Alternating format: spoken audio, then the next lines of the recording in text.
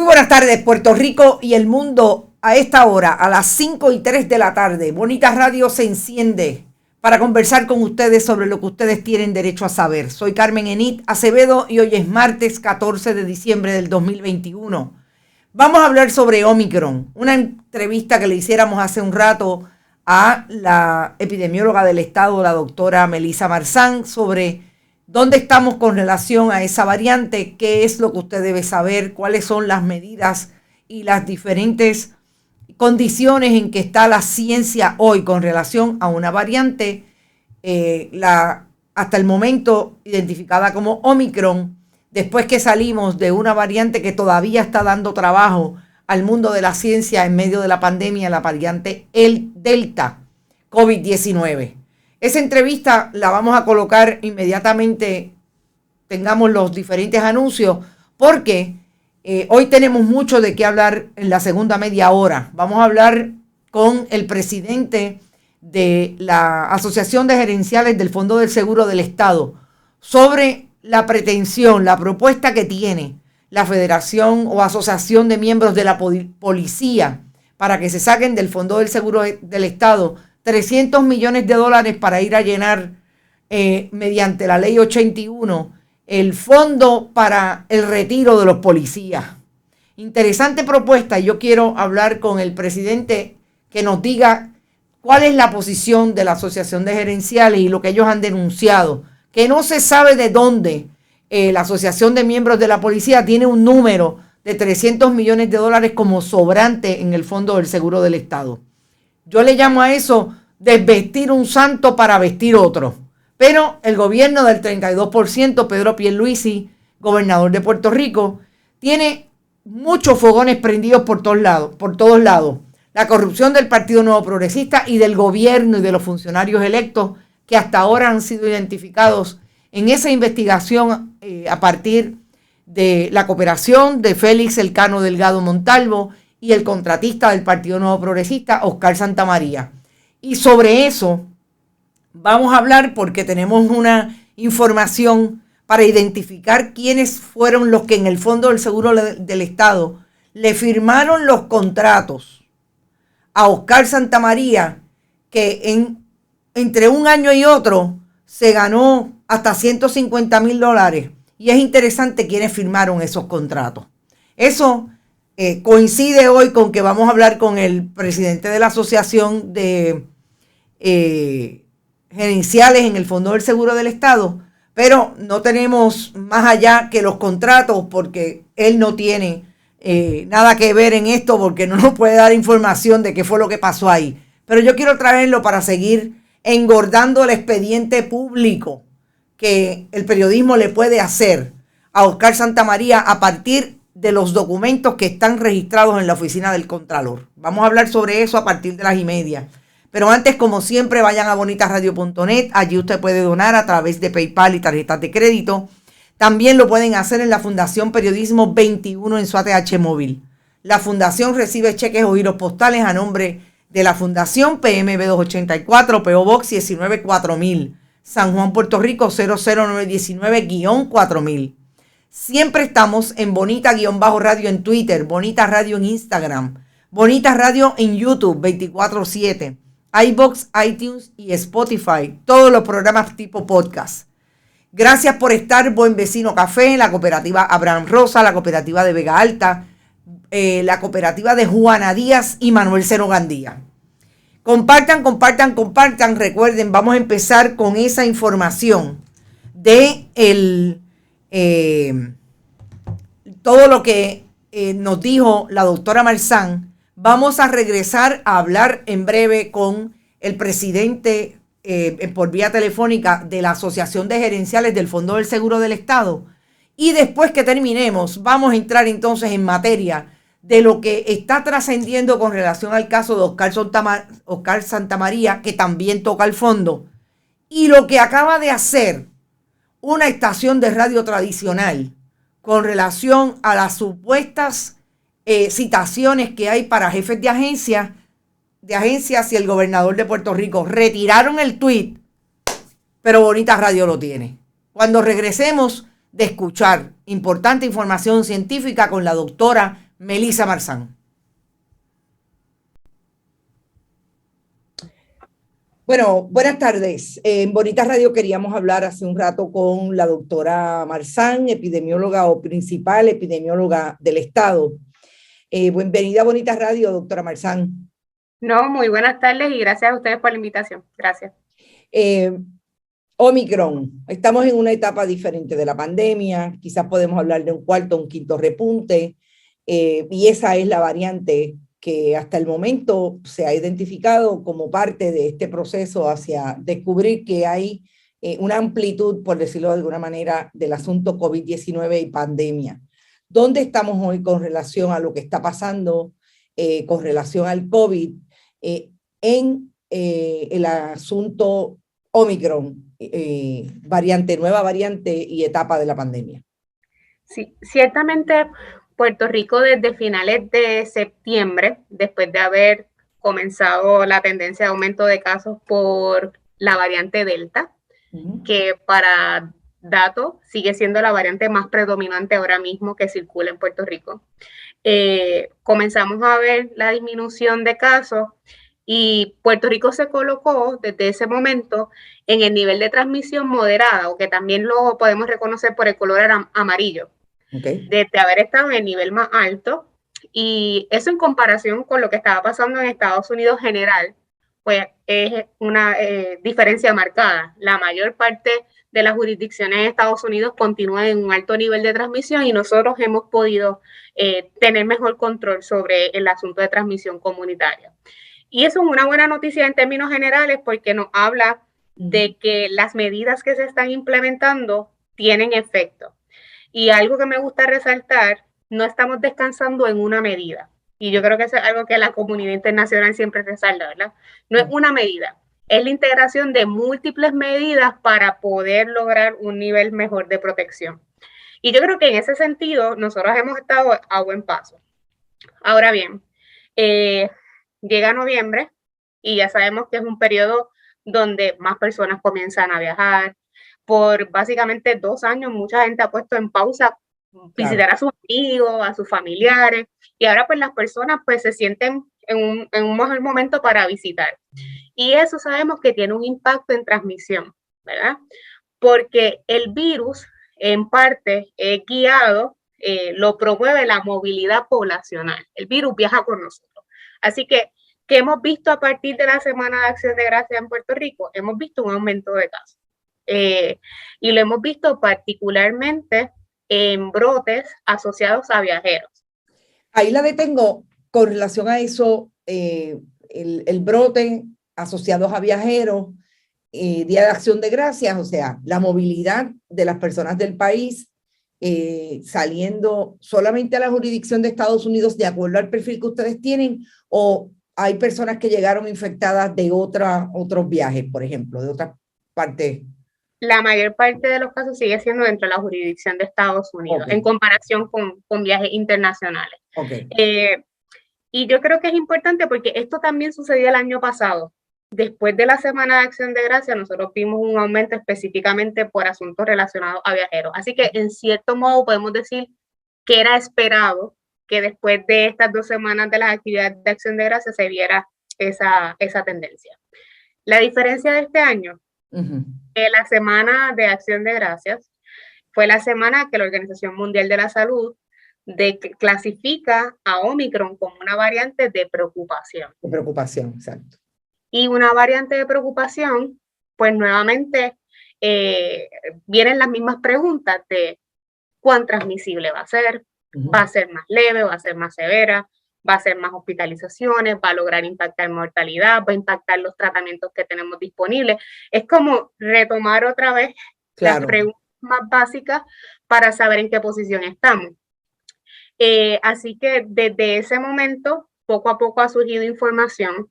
El Departamento de Salud ha estado trabajando con el sistema de vigilancia genómica y ciertamente pues los equipos desde el momento en que se hizo la alerta sobre COVID, sobre la variante Omicron, pues hemos estado evaluando en la investigación de casos, potenciales casos que, ¿verdad? Vemos que pudieran estar asociados con esta variante, principalmente en personas que hayan tenido exposición a viajes en los últimos 14 días.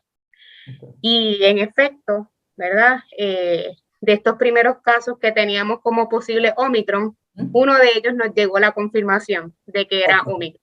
O sea, que eran 3 y uno solamente se confirmó, es Omicron. Uno solamente se confirmó, pero tenemos otras muestras que también están bajo análisis. Así que ciertamente debería, ¿verdad?, seguir detectándose otros casos. ¿Esa persona viajó a Estados Unidos? Esa persona tiene historial de viaje a Estados Unidos, específicamente al estado de la Florida, que sabemos que es uno de los más críticos. Todo el mundo tiene familia o amistades en la Florida. Y eso nos pone en perspectiva. Y yo creo que es importante dentro del mensaje de prevención. Y es que si usted en la próxima semana se va a congregar con familiares, amigos que vienen de visita, o usted va a visitar, ¿verdad? Porque también está esa situación. Uno, a que usted haya completado sus dosis de vacunación. Si usted no lo ha hecho, por favor, ¿verdad? La exhortación es que usted comience su proceso de vacunación. Y algo sumamente importante, esta semana, yo creo que entre hoy o mañana, se cumple un año de que en Puerto Rico se comenzó a vacunar. Entiendo que es mañana, sí. Así que, ¿qué significa eso? Hace un año empezamos este esfuerzo y necesitamos que las personas que ya necesitan sus dosis de refuerzo vayan a administrarse su nueva dosis para poder optimizar la respuesta y su protección a esta variante y a la variante Delta, que es la que sigue predominando. Y a veces, pues la gente dice, bueno, no es necesario, yo espero más adelante, pero la exhortación es saber que hay muchos factores que van a incidir en que aumenten los casos. Y, ¿verdad? Reconocer que tenemos unas herramientas disponibles y que el momento es hacerlo ahora y no cuando los casos estén, ¿verdad? En otro momento. Así que queremos tomar la acción desde ahora que sabemos que estamos en mejor posición.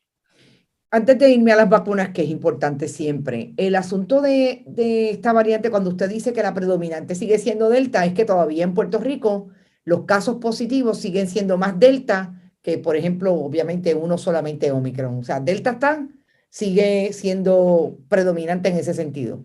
Delta es la variante predominante a nivel mundial. Es la variante que está predominante ahora mismo en los Estados Unidos y en Puerto Rico. Eso puede ir cambiando en medida que veamos la competencia entre la variante Delta y Omicron, a ver si finalmente, ¿verdad?, cómo se da ese proceso. Pero hoy por hoy, la variante predominante sigue siendo Delta. ¿Cómo está ese paciente? La sintomatología, digo, ustedes lo están monitoreando, me imagino. Sí, los protocolos siguen siendo los mismos en términos de que una persona que da positivo comienza periodo de aislamiento. Así que esos procesos se dan de igual manera en la investigación de casos.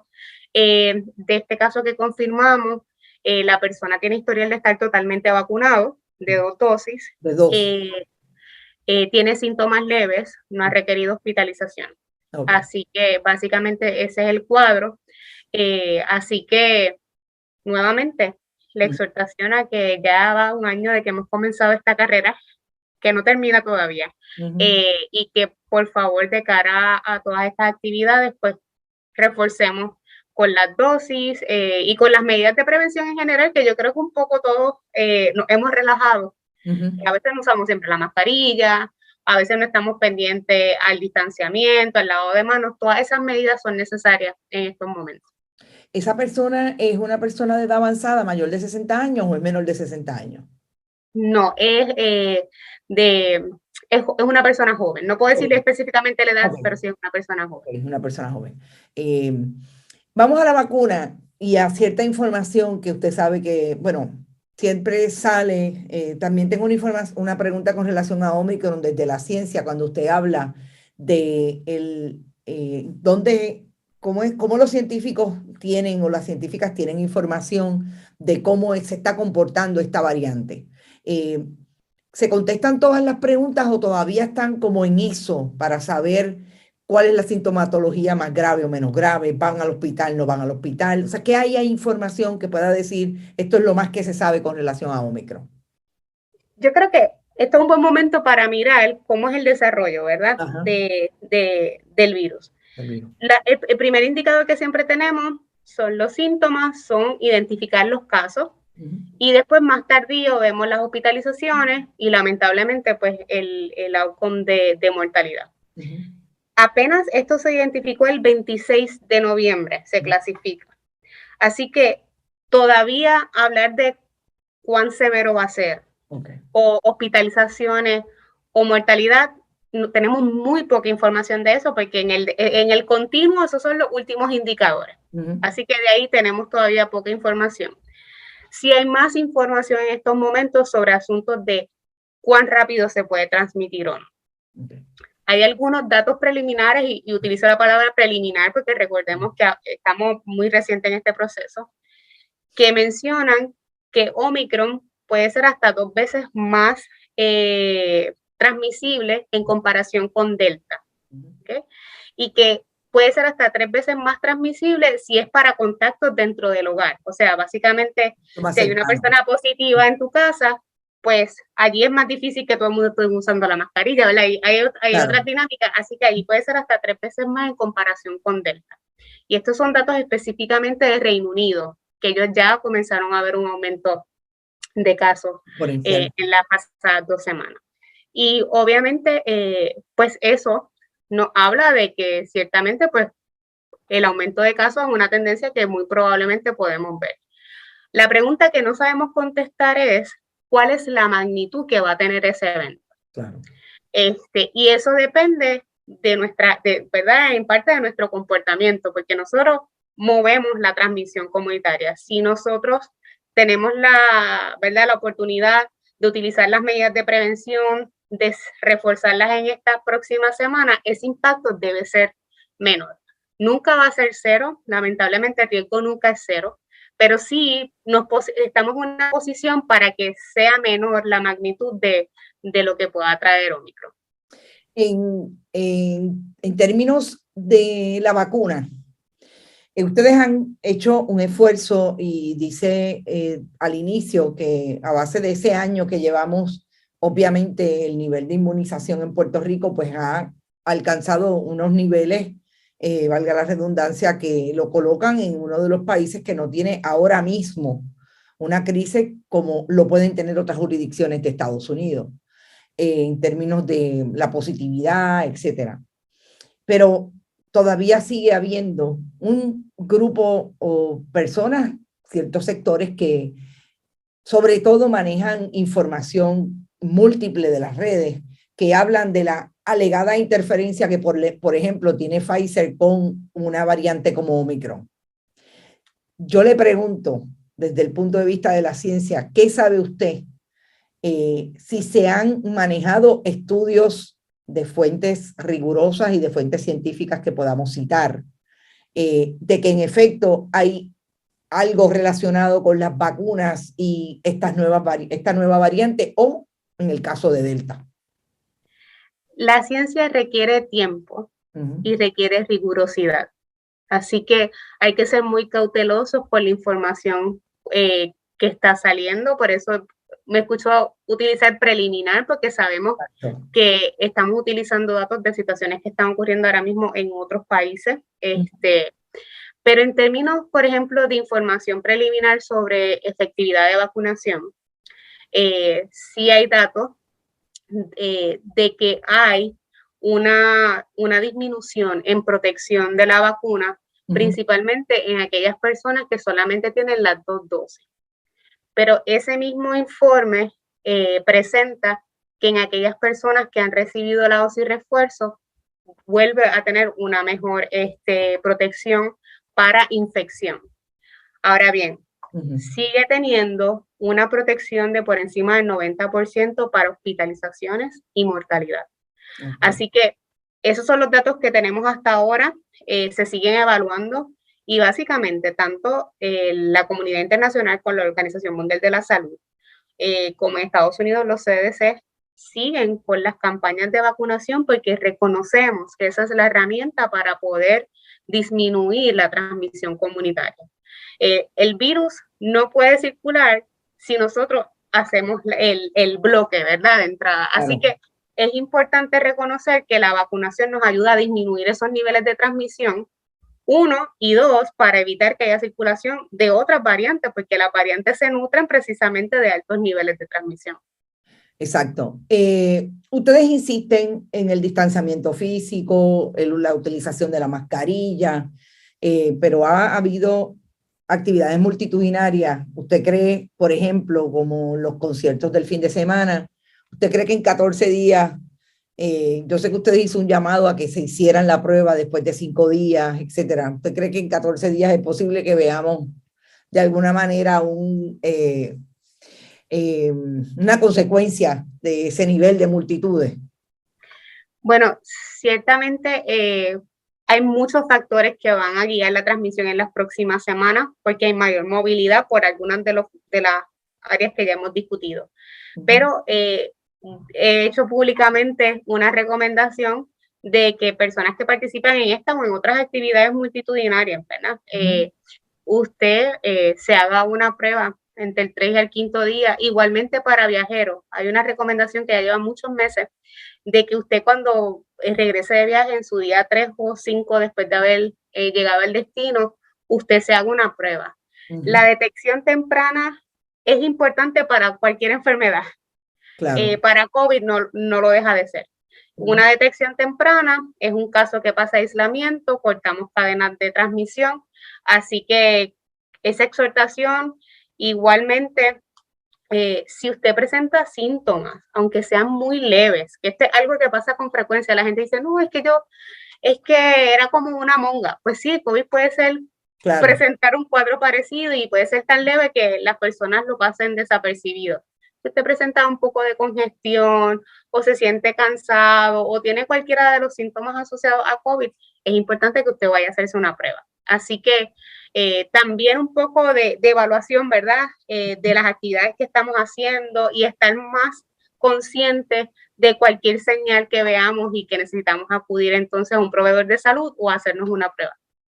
¿Le parece, y con esto termino, que el país ha insistido, de acuerdo a los números que ustedes tienen, ha asumido el discurso de ustedes de la vacunación hasta esa tercera dosis? O sea, ¿se están moviendo los lugares de vacunación para la gente completar hasta la tercera dosis? Voy a citar a la doctora Cardona. Okay. Puerto Rico le dijo sí a la vacunación. Okay. La mayor parte de la población en Puerto Rico ha ido a vacunarse, ¿verdad? Entre la población que está apta a vacunación. Puerto Rico hoy por hoy es la primera jurisdicción en todos los Estados Unidos con el mayor porcentaje de personas vacunadas del total de su población. Y ciertamente hemos comenzado estas últimas semanas una campaña bien activa sobre la importancia de las dosis de refuerzo. Hoy estamos en me parece que como en 560,000 personas que ya han recibido sus dosis de refuerzo. Todavía nos falta alcanzar otro trecho y durante las próximas semanas el Departamento de Salud tiene varias actividades, incluyendo este próximo viernes 17, hay una actividad que se llama la Vacutrulla, que va a ser en el Centro de Convenciones en San Juan, y estamos, ¿verdad?, dejándole saber a la población que allí vamos a estar desde temprano en la mañana, desde las 8 o 9 de la mañana hasta las 10 de la noche o hasta que terminemos de vacunar. No se necesita cita para acudir al evento y tenemos dosis de refuerzo para todos los mayores ¿verdad?, de 16 años en adelante que ahora son elegibles para sus dosis de refuerzo, y para aquellas personas que no han iniciado su itinerario de vacunación pueden comenzarlo el viernes. Así que es un regalo comunitario de Navidad el poder recibir las vacunas. ¿Sabe cuántas personas no se han vacunado en Puerto Rico que son elegibles a la vacunación? ¿Tiene ese número? Ese número exactamente no lo tengo, okay, pero nos quedan tal vez como unas 600, 700,000 personas por vacunar. Sigue siendo por ahí. Incluyendo los niños menores de 4 años que todavía no son aptos. Que todavía no pueden. Doctora, gracias por ¿verdad?, la intervención. Nosotros queremos una entrevista un poco más amplia, sobre todo con la experiencia pandemia y lo que el Departamento de Salud y el Gobierno de Puerto Rico debe seguir colocando como una prioridad en este tipo de asuntos que sabemos que aparentemente llega para quedarse por mucho rato y obviamente los estados tienen que responder hacia eso. Así es que esa es una entrevista mucho más amplia y de otros asuntos. Gracias por estar con Bonita Radio, nuestra diáspora pendiente. Y si tiene algún mensaje para la diáspora, que usted sabe que se van a montar de aquí a enero hasta que pasen las fiestas de San Sebastián, se montan en el avión y llegan a Puerto Rico. También le pediría que ampliara su mensaje para ese grupo que es tan importante para nosotros en Bonita. A toda nuestra familia también que está en los Estados Unidos, porque como mencioné ahorita, todos tenemos algún familiar o amigo. Yo creo que hay dos cosas importantes. Una, si nos vamos a congregar, pedirle a nuestros amigos, familiares que vengan con sus dosis de refuerzo y usted llamar a sus amigos o familiares y decirle, voy para tu casa, te espero con la dosis de refuerzo. Y crear ambientes lo más seguro posible. Con Puerto Rico, por lo menos tenemos aquí el mejor clima, así que para la Navidad podemos optar por lugares, espacios abiertos, podemos optar en lugares donde haya mucha aglomeración, utilizar las mascarillas. En sus casas uno puede tener como estaciones de alcohol o hand sanitizer. Todas esas medidas, a veces parece como que es repetitivo, pero la suma de todas esas medidas tiene un impacto positivo. De hecho, otra recomendación que se hace es que también usted, antes de una actividad que tenga en su casa, usted puede exhortarle a las personas que se hagan una prueba de antígeno casera, ¿verdad? Hay muchas maneras de crear esos layers de protección para que nuestras actividades sean lo más seguras posible. Claro, bueno, muchas gracias. Buenas tardes y feliz Navidad. Gracias, igual a ustedes. Hasta luego. Escucharon la doctora Melissa Marzán, epidemióloga del Estado, principal epidemióloga, como le cambiaron el nombre en esta administración, hablar sobre Omicron, lo que está pasando con relación a esa variante, las medidas de prevención que según la ciencia se insiste desde el día 1 en la pandemia. Desde que en marzo del 2020 comenzó la pandemia y encerró al mundo, no solamente a Puerto Rico, se está hablando de la misma prevención, el distanciamiento físico, el uso de la mascarilla, etc. Veo que causa mucha conmoción la entrevista en términos de aquellas personas que no creen. Yo solamente quiero decir que no creen en que el COVID es real, en que el COVID es mucho más allá que un catarro, etc. Lo único que yo tengo que decir a eso es que, como ustedes saben, en los programas de Bonita Radio, sobre todo desde el primer momento de la pandemia en que desarrollamos 2 programas, uno a las 11 de la mañana, esto es lo último, y otro siempre a las 5 de la tarde, que ya venía desde que Bonita Radio inició su programación diaria. Hablamos desde la ciencia, hablamos desde la rigurosidad que supone que los avances en la ciencia, que incluyen los avances tecnológicos, nos han traído al mundo que tenemos hoy. Intervenido, en efecto, por el interés económico en muchas ocasiones y el desarrollo de diferentes maneras de atender los problemas o el proyecto de salud pública que debe tener un país desde el punto de vista económico. Pero aquí privilegiamos la ciencia. Usted tiene derecho a no creer en la ciencia. Bonita Radio no es el proyecto donde usted puede establecer que no le vamos a hablar desde fuentes de información más allá de entero crédito. Esas son las que manejamos los periodistas cuando le damos credibilidad y estamos seguros o seguras de que una información que no podemos identificar la fuente está diciendo la verdad o tenemos evidencia de que en efecto estamos hablando correctamente. La ciencia tiene maneras de corroborarse, ahí están las diferentes miradas, ahí están las diferentes fuentes y desde ahí es que nosotros hablamos. No pierde el tiempo diciéndonos que es un catarro simple, porque realmente las muertes que han ocurrido en el país, en el mundo, están sumamente documentadas en que el COVID-19, con todas sus variantes, es mucho más que un catarro.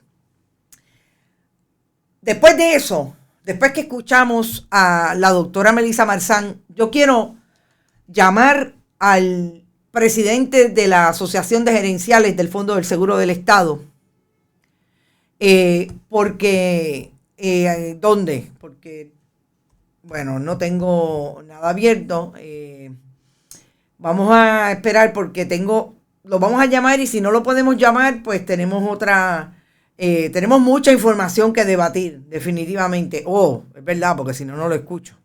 Tengo que conectarme a otro micrófono para poder escuchar la entrevista. ¿Por qué queremos hablar con el licenciado Ortiz? Porque en el Fondo del Seguro del Estado hay una propuesta de la Asociación de Miembros de la Policía de que el gobernador radique un proyecto de administración para que salga de la chequera del Fondo del Seguro del Estado, que no es otra que la del pueblo de Puerto Rico, 300 millones de dólares que ellos identifican como sobrantes en esa agencia para resolver el problema que tiene, dicen ellos, el fondo de retiro de los policías. Ley 81 y el dinero que no va a haber supuestamente para pagar el retiro de los policías. Yo he insistido, y ya nos contestará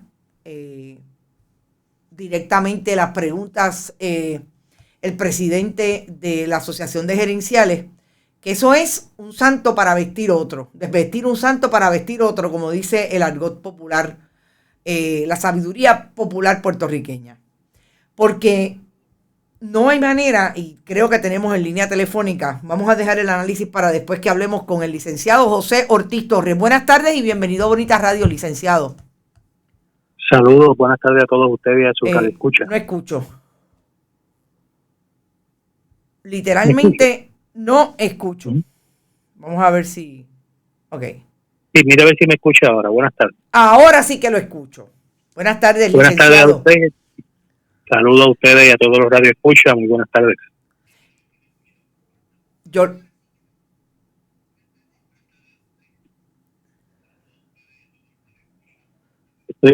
Lo estoy escuchando. Bueno, licenciado, aquí hay una propuesta de la Asociación de Miembros de la Policía que establece... ¿Me escucha? Sí, le escucho. Escucho muy bien. Ok. Que ustedes tienen 300 millones de dólares de sobra en el Fondo del Seguro del Estado, y que de ahí saquen ese dinero para lo que iría a llenar en parte el fondo de retiro de los policías. Esa propuesta es una propuesta legítima. ¿De dónde sale, y si usted sabe, de dónde sale el análisis para establecer que el Fondo del Seguro del Estado tiene un sobrante que se lo debe dar a los policías para el retiro? Bueno, buenas tardes nuevamente. No sabemos de dónde el presidente de la Asociación de Policías saca los números de 300 millones de sobrante en la corporación del fondo. Sabemos que el fondo pues ha venido administrándose últimamente con unos superávit, pero no creo que tal magnitud. Esa es la primera instancia. La segunda instancia es que los fondos sobrantes o el dinero en la corporación del fondo es para los servicios médicos que se prestan a la clase trabajadora, inclusive a los policías, sobre los servicios médicos especializados, ya sea en el hospital industrial o en nuestros dispensarios, y para gastos de contratistas a médicos especialistas para poder rehabilitar nuestra clase trabajadora y devolverla al lugar de trabajo.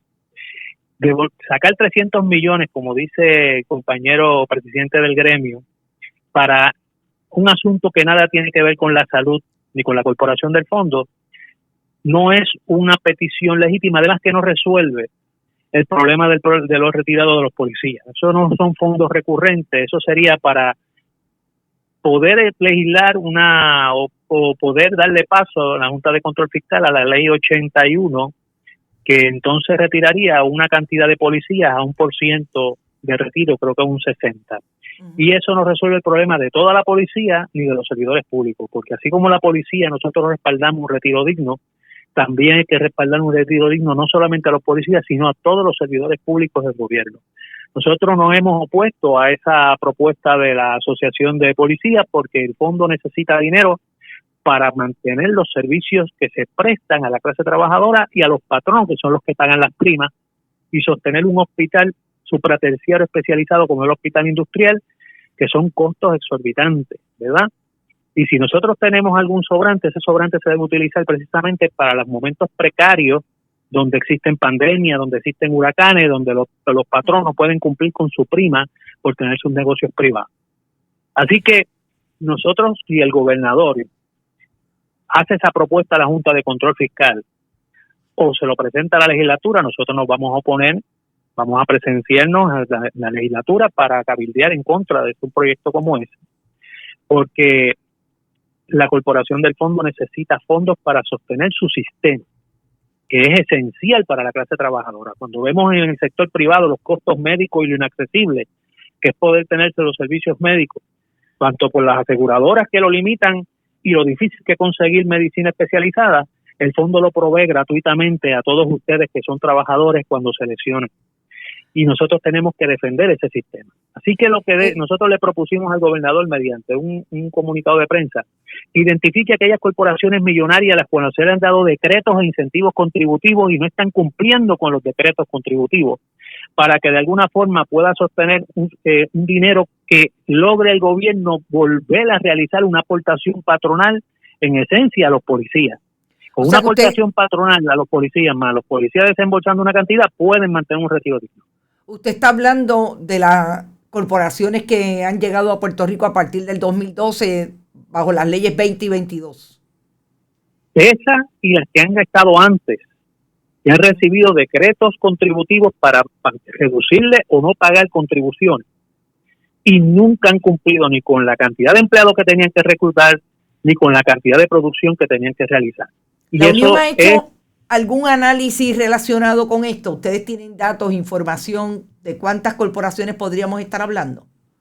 No tenemos un estudio concreto, pero sí hemos hecho acercamientos a economistas que precisamente conocen de ese tema y sí han identificado que existen un sinnúmero de corporaciones que no están cumpliendo con sus decretos. Nosotros tenemos de asesor al economista José Alameda, lo reclutamos para que nos realice los estudios, y el Fondo del Seguro del Estado, todo ese dinero que se puede haber ahorrado es producto de unos recortes de beneficio y de la congelación de convenios colectivos desde el 2013 hasta la fecha de hoy, que no hemos recibido ni un aumento ni hemos recibido ningún beneficio económico de forma recurrente a nuestro salario. Y si es injusto de que entonces que esos ahorros provengan de que a nosotros se nos haya quitado todos esos beneficios para entonces utilizar este dinero para un retiro que nada tiene que ver con nosotros en el fondo. De hecho, quiero traer a colación, todos los empleados que a partir del 2000 entraron al servicio público están tan desprotegidos como la policía, porque solamente dependen de sus ahorros y no tienen ninguna aportación patronal. De que no sea o un seguro social, que va a ser precario, y no van a tener ningún % de su salario fijo para poder sostenerse. Lo que va a tener es un ahorro de que los cuales no ha recibido ningún aumento, o sea que esos ahorros se ha sostenido en el mismo % que les retiran, que es un 8.5 hasta un 10, en una cuenta de ahorro, y eso con eso ellos tendrían que vivir 5 o 6 o 7 años de su retiro, porque ese dinero no da para más. Todo eso es ficticio, de que las cuentas de ahorro, el amparo de la ley 106 del 2017, que con eso un empleado público puede sostener su retiro. En Estados Unidos eso puede ocurrir porque los salarios son altos, pero el salario en Puerto Rico no da para ahorrar una cantidad suficiente y tener una vida digna después de su vida productiva laboral. Licenciado, ¿cuán efectivo es el gobierno, alias la administración del Fondo del Seguro del Estado? Y vamos a hablar de los últimos 25 años. ¿Cuán efectivo ha sido cobrando las primas y de aquello que vive y se nutre el Fondo del Seguro del Estado? Bueno, bajo la administración de Luis Fortuño y otras administraciones anteriores y la de García Padilla, hubo unos problemas de deficitario, debo decir, en el fondo real. De un tiempo para acá, a través de los ahorros y pues que se han realizado en el fondo a costa de los trabajadores y a costa del cierre también de algunos edificios donde no se pagan ya renta, pues el fondo ha podido nivelar con su economía, mantener una condición estable fiscal, no así actuarial. El fondo tiene que pagar sobre 100 millones, retener 100 millones para poder pagar a sus retirados por la ley 106 que crea el PayGo, porque las corporaciones públicas vienen llamadas a pagarle a los empleados que están retirados, ¿verdad? Ya no existe el fondo de retiro, y eso se quebró. Y la corporación pública tiene que cumplir con eso, y actualmente, hasta donde tengo conocimiento, no está en superávit, está en déficit, pero fiscalmente se ha sostenido. Cuando vino María y el COVID y la pandemia, obviamente el fondo estuvo en condiciones precarias porque no estaban entrando suficientes ingresos, pero una vez se fue estabilizando, los patronos fueron abriendo, fueron reclutando empleados, pues entonces el pago de las primas fueron entrando para proteger a esos trabajadores. Licenciado, tenemos mucho de qué hablar y yo espero que esta sea la primera y no la última que usted participe de Bonita Radio. Así es que yo lo voy a estar llamando para coordinar una entrevista que grabemos y podamos hablar mucho más. Nuestros internautas están enviando incluso preguntas y unas de ellas están relacionadas con la constitución de psiquiatras y de trabajadores allí en el Fondo del Seguro del Estado, pero eso es harina de muchos otros costales. Hablemos en profundidad en el futuro. Seguro que sí, estamos a su orden, sabes que estoy a tu orden cuando necesite. Y un saludo a todos, especialmente a la clase trabajadora y a todos los radioescuchas. Muchas gracias, muchas gracias. Bueno, yo creo que es esa mala costumbre que tienen los gobiernos en Puerto Rico de proponer y proponer, en este caso, con un gremio que, dicho sea de paso, estaba protestando hoy frente al Capitolio. Los policías de Puerto Rico que hoy se constituyeron, una vez cada cierto tiempo se constituyen en trabajadores y últimamente están saliendo más a hacer lo que el pueblo hace todos los primeros de mayo, lo que este pueblo está haciendo recurrentemente por las 4 esquinas, desde por lo menos los últimos 6 o 7 años. Y la policía de Puerto Rico se constituye para reprimir el derecho que tiene el país de expresarse. Hoy fueron ellos los que se expresaron. Yo no vi al pueblo por las 4 esquinas con macanas dándole empujones a los policías que estaban protestando allí en el Capitolio. Pero, entre otras organizaciones, la Asociación de Miembros de la Policía tiene como propuesta sacarle $300 millones a la chequera del Fondo del Seguro del Estado, alias la chequera del pueblo, para ir a nutrir el fondo del retiro. El problema que tienen con eso es que nadie dice de dónde salen el número de 300 millones. El gobernador del 32% está diciendo hoy que va a buscar dinero para llenar las arcas de del fondo de retiro de los policías, pero nadie dice de dónde. Y yo creo que, en resumidas cuentas, es desvestir un santo para vestir otro. En un momento en que el Fondo del Seguro del Estado, no solamente por la realidad de la pandemia, por la realidad del huracán María, que incluso tiene inservible las oficinas principales en Río Piedras, edificio que se está cayendo, que está estructuralmente dañado, y FEMA ordenó que no se puede utilizar y no se puede rehabilitar de tan malo que está. Y dicen que hay que sacarle $300 millones para llenar las arcas de la policía. Esto sigue estando interesante. Otro fogón prendido en los policías retirados que hoy fueron allí al Capitolio a decirle al gobernador y a la legislatura que ese es el problema que tienen y que van a insistir en faltar, en no ir a trabajar como un mecanismo de protesta, el mismo mecanismo de protesta que tiene el país cuando la policía va a reprimir su derecho a la libertad de expresión. Finalmente, yo quisiera que en los últimos minutos nos ubiquen en un tema que también tiene que ver con el Fondo del Seguro del Estado, y es que ustedes saben que entre todas las corporaciones que tiene o que tenía, que tiene, porque todavía hay algunas que él aparece como presidente, Oscar Santamaría Torres, contratista convicto del Partido Nuevo Progresista, y que le dio dinero a Félix Elcano Delgado, y la alegación de las acusaciones de un gran jurado para el expresidente de la Federación de Alcaldes, Ángel Pérez Otero, y alcalde de Guaynabo. Le daba $5,000 mensuales, al Cano le daba $8,000 y al vicealcalde del municipio de Trujillo Alto, Partido Popular Democrático, $17,500 al mes. Una de ellas era Lomax, una corporación que presidía y que daba servicios de contrataciones legales, o sea, servicios legales. Lomax tuvo un contrato, y de hecho no le envié la copia. Vamos a ver si le podemos enviar una foto inmediatamente. Me cogiste con las manos en la masa. Entonces me regañan y todo. Miren, yo les digo una cosa, esto no es fácil. Un contrato con el Fondo del Seguro del Estado. Ahí está la imagen. Del 2018. Empieza el 2018, realmente, déjenme verificar porque esto es parte, específicamente no es del 2018, es del 2019. Este contrato, el 2019-036, se da entre Lomax, cuyo presidente es Oscar Javier Santamaría Torres, casado y vecino de San Juan en aquel momento. Ahora no, ahora vive en Sidra, o por lo menos es la última dirección que se tiene.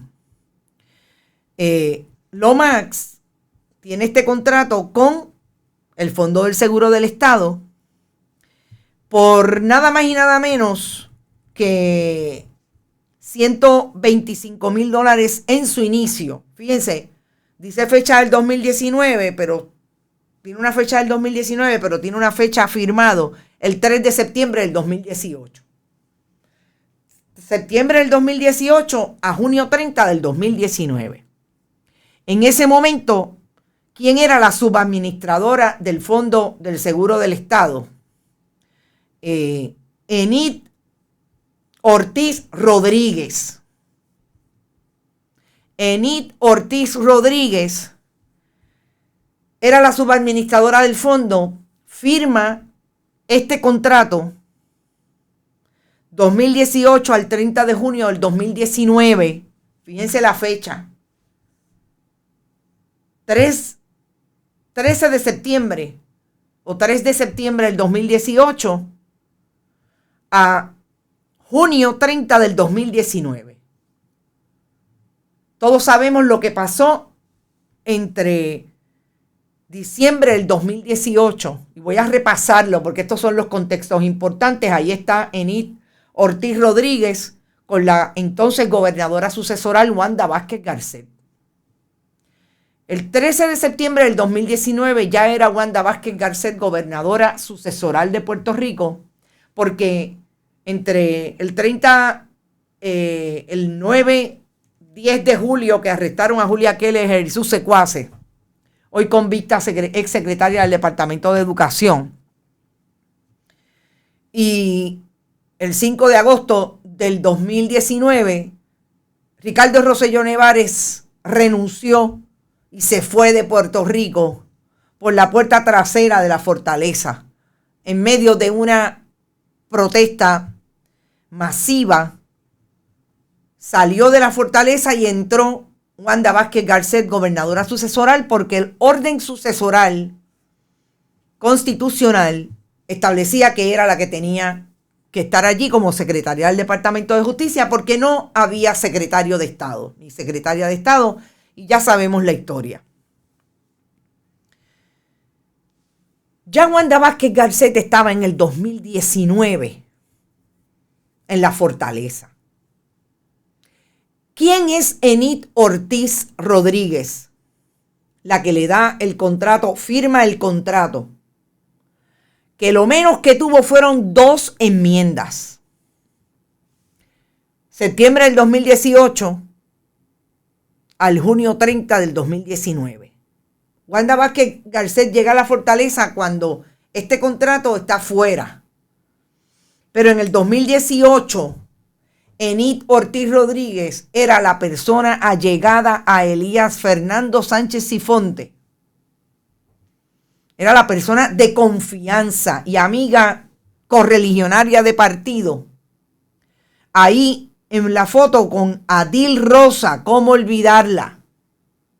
Adil Rosa, esto es una actividad del Partido Nuevo Progresista. La persona de confianza de Elías Fernando Sánchez Sifonte en el Departamento de Salud. 2018, se forma el revolú en diciembre, hasta ya la mucama de Julia Keller estaba alambrada por los federales y le daba información de lo que estaba pasando en educación. Salía de ahí, marzo del 2019, cumple 40 años Ricardo Rosselló Nevares, y Elías Fernando Sánchez Sifonte y Ricardo Gerandi estaban dándole instrucciones a los jefes de agencia de que buscaran chavitos porque había que llenar el pote para la reelección de Ricky 2020. Esta es la historia. Aquí nada está inventado. ¿Y quién tiene un contrato de septiembre del 2018 que empezó en $125,000 y se enmendó 2 veces para que aumentara a $150,000 con el Fondo del Seguro del Estado? Y otra cláusula para que le devolvieran todos los gastos incurridos. Oscar Javier Santamaría Torres. Oscar Javier Santamaría Torres. En el Fondo del Seguro del Estado a través de Lomax. ¿Qué pasó con Enid Ortiz Rodríguez en un momento allí en el Fondo del Seguro del Estado? Lo menos que pasó fue que tuvo problemas con Jesús Rodríguez en esa foto al lado del caballero de la corbata rosada. Jesús Rodríguez, entonces administrador del fondo, porque supuestamente Jesús Rodríguez hizo una expresión pública en favor de el entonces precandidato a la gobernación de Puerto Rico, Pedro Pierluisi. Y eso, supuestamente, según los buenos PNP que estaban con Wanda Vázquez Garcet, le costó la posición y renunció el 30 de junio del 2020. ¿Qué le pasó a Enid Ortiz? Que Enid Ortiz lo menos que pasó fue que le cogieron propaganda del Partido Nuevo Progresista en el carro oficial. La verdad que esto es algo que uno lo piensa. Uno cree que es una novela de ficción. No es una novela de ficción. Enid Rodríguez hoy tiene la foto de cuando comparecía a las entrevistas con Jesús Rodríguez como administrador y con Beatriz Arreizaga, la entonces primera dama, en su página de Twitter del 2016.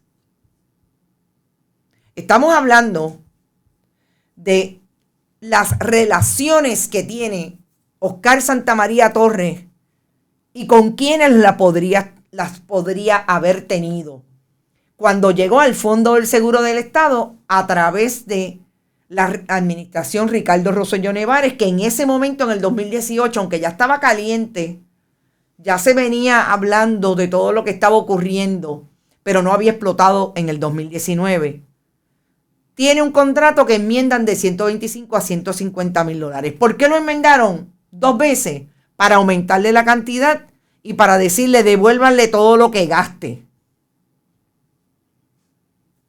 Si todo lo que sabemos hoy, que llevamos 2 semanas escuchando lo que las autoridades han traído así por cuentagota, en mociones aquí, en acusaciones allá, que Oscar Santamaría Torres, como dijo una fuente que no falla, le dijo a Bonita Radio, es que ese muchacho mantiene a mucha gente.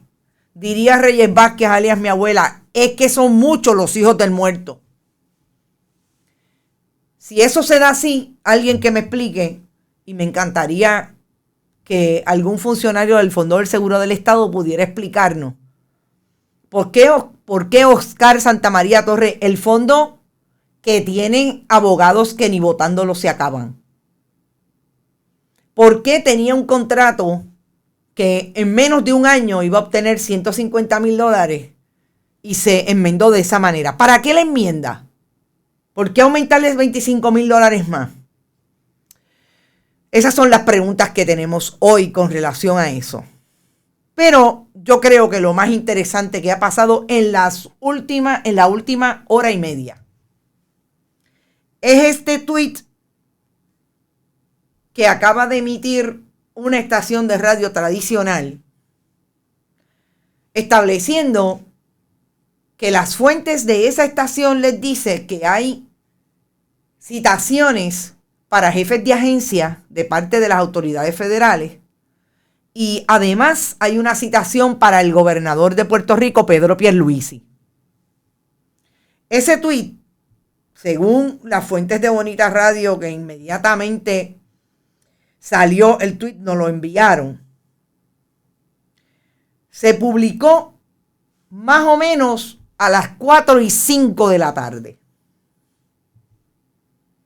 Esta es la publicación más o menos a las 4:05.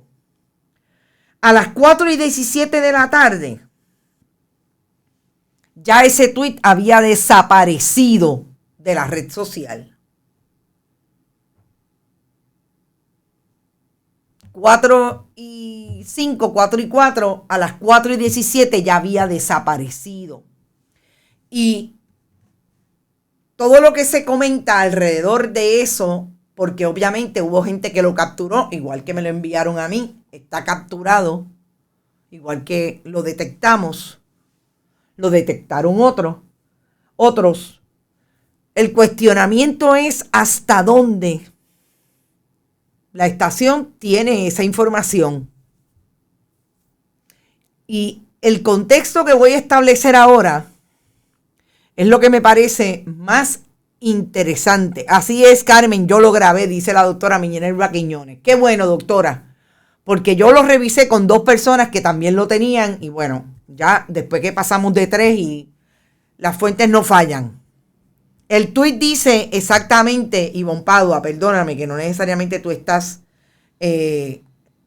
viendo. Fuentes de la estación confirman que la Fiscalía Federal estaría emitiendo citaciones al gobernador Pedro Pierluisi y a varios jefes de agencia.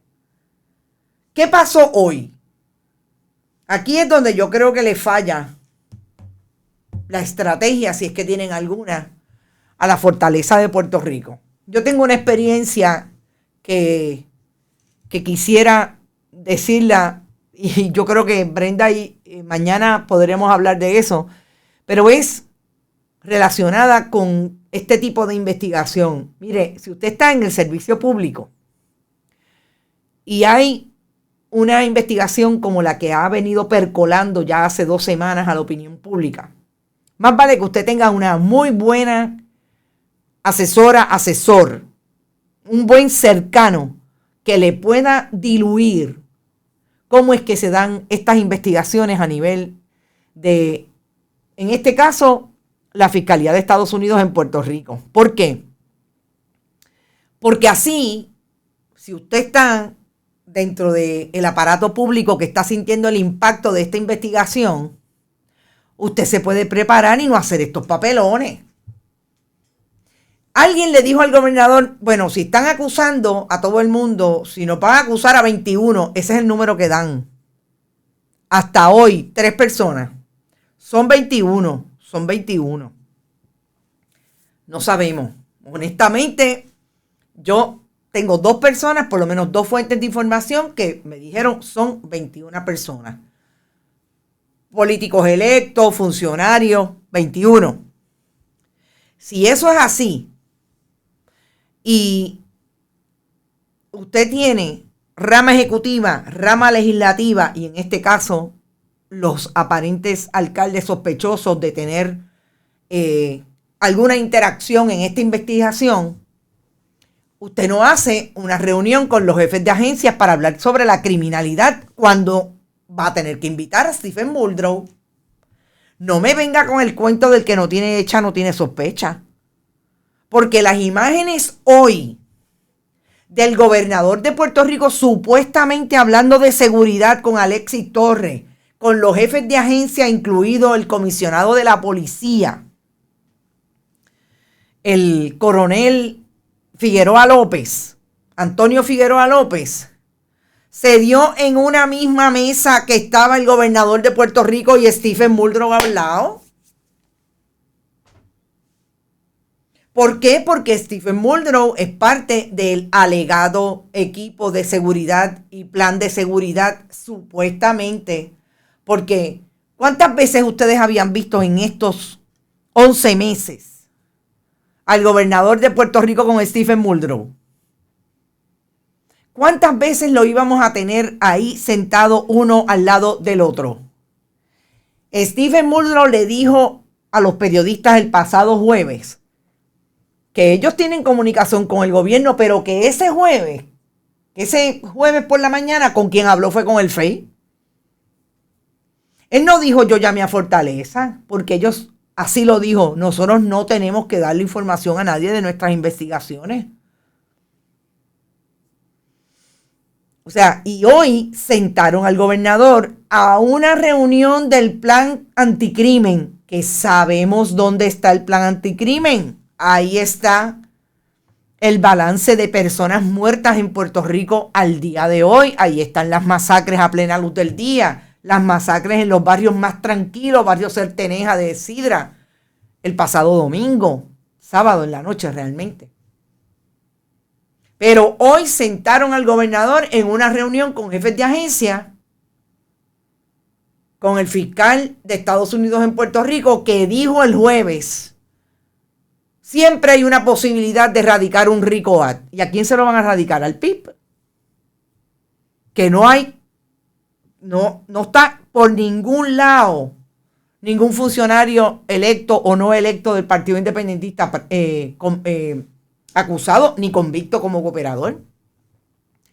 Y lo sientan en esa actividad. No se equivoquen. No estaba allí Stephen Muldrow preguntándole o aclarándole a los jefes de agencia lo que está pasando con las investigaciones. Eso no pasa, por lo menos, en la fiscalía de Guillermo Gil y en la fiscalía de Stephen Muldrow. No pasa. Nosotros sí vimos a fiscales federales interinos decir que cooperaban totalmente con el gobierno de Puerto Rico. Y ya sabemos en lo que quedaron esas cooperaciones. Entonces, cuando una mira el mapa, Oscar Santamaría, Félix Delgado, las cooperaciones, la cooperación que han hecho ambos, hoy el Tribunal Supremo le acoge en la petición de renuncia de todos sus libros y de la notaría y de el ejercicio de la profesión legal a Oscar Santamaría. Pero siguen saliendo las informaciones que ubican a Oscar Santamaría como esa fuerza dentro del Partido Nuevo Progresista para repartir el bacalao en diferentes lugares. ¿Qué pasó ayer? El municipio de Cabo Rojo, el alcalde Morales Wiskovich, el comisionado de barrio de Tomás Rivera Chats en Cabo Rojo, en el área oeste, empleado del Senado de Tomás Rivera Chats, que estuvo viviendo todo ese tiempo en esos 4 años de la administración de Ricardo Rosselló Nevares, gobernador renunciante, y Tomás Rivera Chats en el oeste haciendo trabajo proselitista para el partido, y hoy es el alcalde, canceló de buenas a primeras el contrato con Waste Collection. La información que nosotros sacáramos desde el segundo día de los arrestos, realmente de la convicción y renuncia de Félix Elcano Delgado, ahí está, hoy repitiendo la otra publicación relacionada con el contrato que tiene Waste Collection en San Germán, que eliminó el contratista que tenía de basura tan pronto llegó el alcalde para dárselo a Waste Collection. Todo eso está ocurriendo en el contexto de los casos de corrupción. Y me parece que era importante señalar, no sé si fue un ups, no sé hasta dónde llega la veracidad de una información que retiraron de uno de los muros de las estaciones tradicionales en Puerto Rico, de los muros de las redes sociales. Pero todo lo que aparenta estar difícil es para el Partido Nuevo Progresista y para el gobernador de Puerto Rico, que lo preside y que toda la información lo ubica teniendo mucha gente implicada en una investigación que no parece que vaya a terminar pronto. Acuérdense que Luma es el nuevo Waste Collection. No. Y para seguir con los fogones prendidos, ahí está lo que pasó en Luquillo ayer. Un encapuchado, aparentemente a favor de el desarrollo del hotel en Luquillo, que evidentemente hay un grupo habían como 6 o 7 personas con pancartas, etcétera, obviamente como parte del desarrollador, para hablar bien de ese proyecto, y se involucró en una agresión contra 2 mujeres que estaban protestando por el desarrollo de un hotel en el humedal de Luquillo, el humedal La Monserrate. Otro fogón prendido, los policías, Fondo del Seguro del Estado. ¿Qué más? ¿Dónde están los buenos días de Tomás Rivera Chats? ¿Dónde está Carlos Johnny Méndez diciendo que la vara de él es bien alta? ¿Dónde está Lorna Soto y los empleados que supuestamente les pidió la renuncia porque eso es parte de lo que ella hace todos los meses, como decía una amiga abogada? Y nadie le pregunta. Nadie le pregunta realmente que eso no tiene nada que ver con la ley de personal en el servicio público. Pero mire, de la manga production. Y me dicen que ya llevo 1 hora y 10 minutos. Ya tengo que irme, pero yo creo que tenemos que estar pendientes de todo lo que está ocurriendo. Ahí están las informaciones, ahí están los documentos. Voy a poner los contratos del Fondo del Seguro del Estado, sobre todo con la gran pregunta. Oscar Santamaría le dijo a las autoridades federales por qué le enmendaron un contrato en menos de 2 meses para aumentarle $25,000 en medio de todo el revolú que llevó finalmente después del 30 de junio al gobernador de Puerto Rico, entonces Ricardo Rosselló Nevares, a renunciar después del Telegram chat.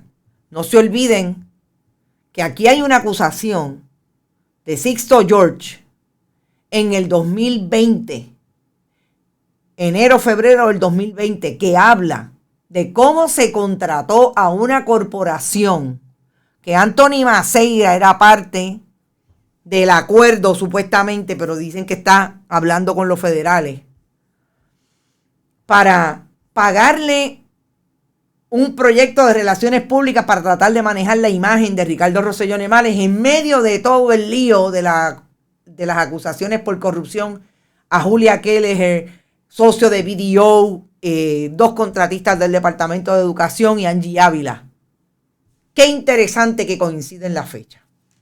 Nosotros nos vamos. Recuerden, vayan a bonitasradio.net. Allí pueden donar, sobre todo programar su donativo, cooperar con nuestro proyecto con lo que puedan.